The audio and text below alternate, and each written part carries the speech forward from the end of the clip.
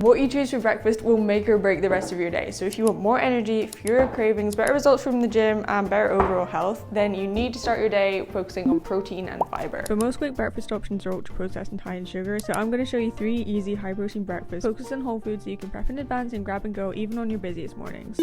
We're making bagels. This is the easiest high protein bagel recipe you are ever gonna make. All you need are 3 ingredients. First of all, self-raising flour. Pop 250 grams of that in your bowl. Then you're gonna add 250 grams of natural yogurt, A little pinch or 2 of salt, and mix it together. You wanna preheat your oven to 190 degrees C. This recipe is really easy to remember as well because you literally just need the same amount of flour as you do yogurt. It'll look a bit dry to begin with, but just keep mixing it until the bowl starts to form. Now comes the fun part, which is shaping your bagels. So we're going to shape them, then pop them straight on the tray so that then we can brush them and put them in the oven. I'm using a silicone mat. This is oven safe and it's just so easy to clean. It means you don't have to use a whole load of baking paper or foil or anything. So reusable, which is great. You're going to split this dough into 4 equal parts. To measure how heavy your dough is, just pop the whole bowl on a scale, then take the dough out. So we've got 492 here. Alexa, what's 492 divided by 4?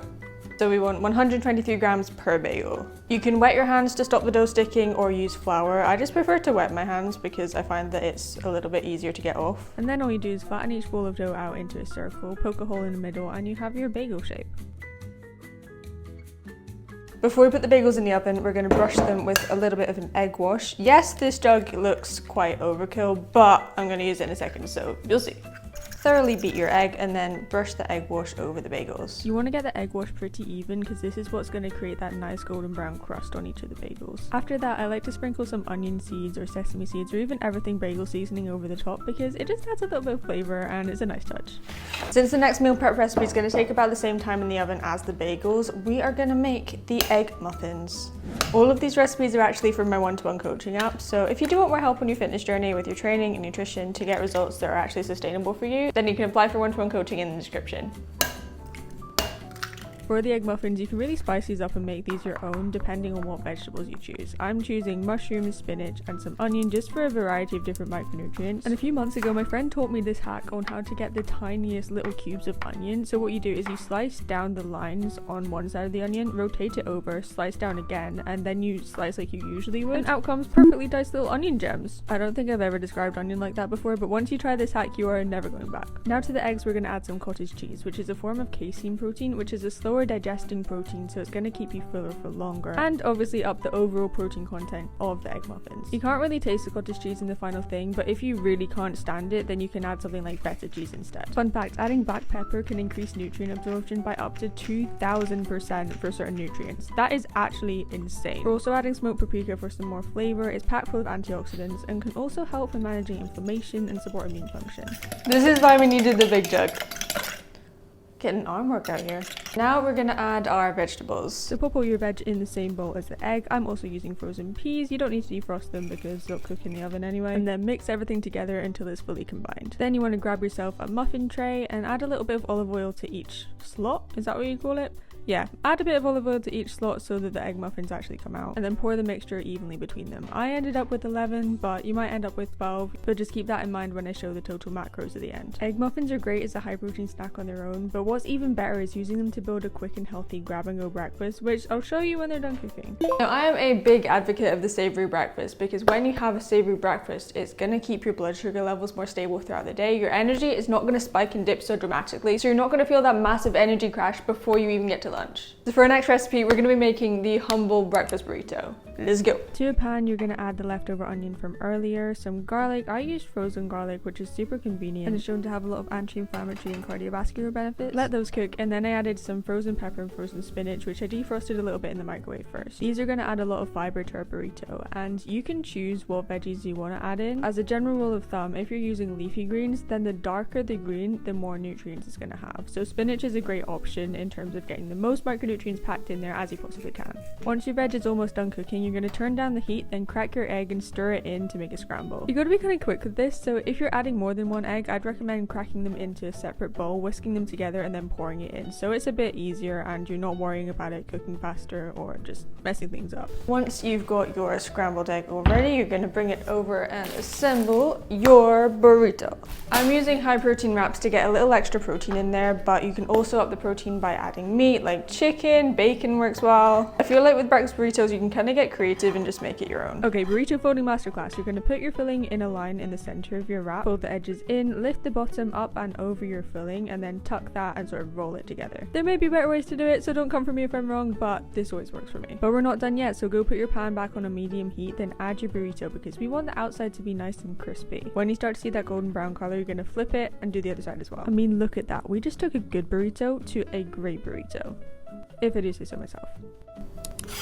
The calories and macros on these can vary a lot depending on the wraps that you use and also the filling, so I'm not going to give you the exact numbers, but there's so many possibilities with breakfast burritos, so go ahead and make it your own. I wish you could smell this, but look how good these burritos look.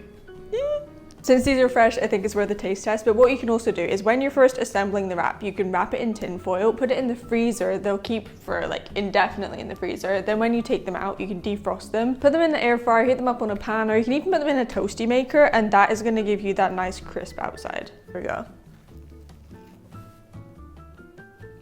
It's so simple, so easy to make, but it's high protein, it's got a ton of fiber and micronutrients in there. What more can you want? I didn't taste really good. That's the bagels ready. You'll know the egg muffins are cooked because they'll be golden brown around the outside, and to know the bagels are fully cooked, they'll look golden brown on the outside and they'll sound sort of hollow when you tap them. If you're not sure if they're done, just throw them back in the oven for an extra 3 to 5 minutes. Transfer the egg muffins out onto a wire rack to cool, and by the time you've done that, the bagels should be ready. Look at the bagels! They look so good. I feel like every time I make these, I'm just blown away by how good they smell, how good they look, and I want to eat them before they're cool. But don't do that. Wait till they're cool. I'm not going to be responsible for anyone burning themselves on any bagels. Here's the full calories, macros, and ingredients list for the egg muffins and also the bagels. So using these, let's put together a quick and balanced healthy breakfast you can grab on the go for your busy mornings. The flavor combinations you can do with these are honestly endless, but today we're going for sriracha and chicken. So spread your sriracha over the bottom of your bagel, add your chicken, add your egg muffins, and that's it. Other flavor combos you can try to boost the fiber and the protein content are things like cottage cheese and berries, smoked salmon, cucumber and feta, cream cheese with lettuce and tomato, hummus with greens, or even a higher protein tuna, mayo and spinach. Just wrap the whole thing in tin foil, pop it in the fridge, and you've got your breakfast ready for the next day. For storing the rest of the egg muffins or bagels, it's best to put them in an airtight container or bag. The egg muffins are good for up to 3 days in the fridge, but you can also freeze them and then just defrost them when you need them, and then the bagels keep for up to 3 to 4 days as well. Our next meal prep breakfast is one of the fastest ones to make. You can make it in less than 5 minutes. It's packed full of flavor, fiber. It's overnight oats. Overnight oats are one of my go-to breakfasts for when I'm busy, I don't have time, and I just need something to grab and go real quick in the morning. There's so many different flavor combinations you can try with overnight oats, so I'm not just gonna give you one.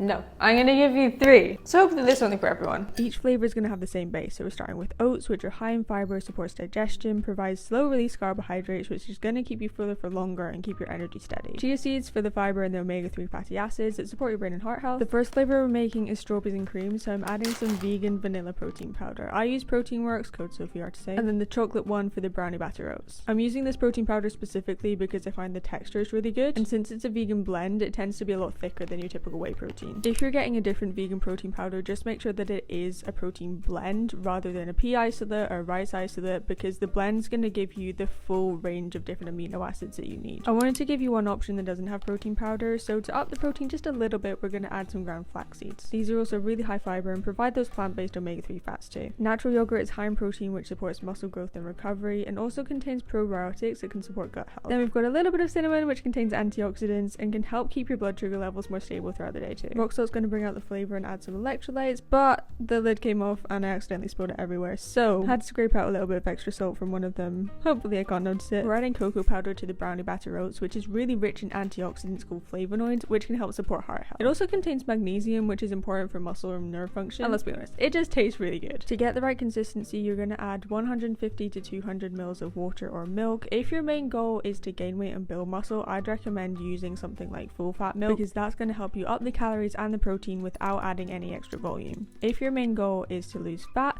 Then you can just use water and you'll get the same volume without adding any extra calories. Give those a good mix, and then finally we're going to add some berries, which are packed full of vitamins and antioxidants and can also help reduce inflammation and oxidative stress. I prefer to use frozen berries for my overnight oats just because the flavor seeps out when it's in the fridge overnight. So we're adding blueberries for the blueberry muffin overnight oats, strawberries to the strawberries and cream overnight oats, and then I really like blackberries in the brownie batter overnight oats because I find they just add that little bit of sharpness which really balances out the flavor profile a lot. I mean, look how gorgeous those are. And they've not even been in the fridge yet. Bro, I'm so excited to try this one, but also that one. But maybe it's too salty, but also the blueberry one.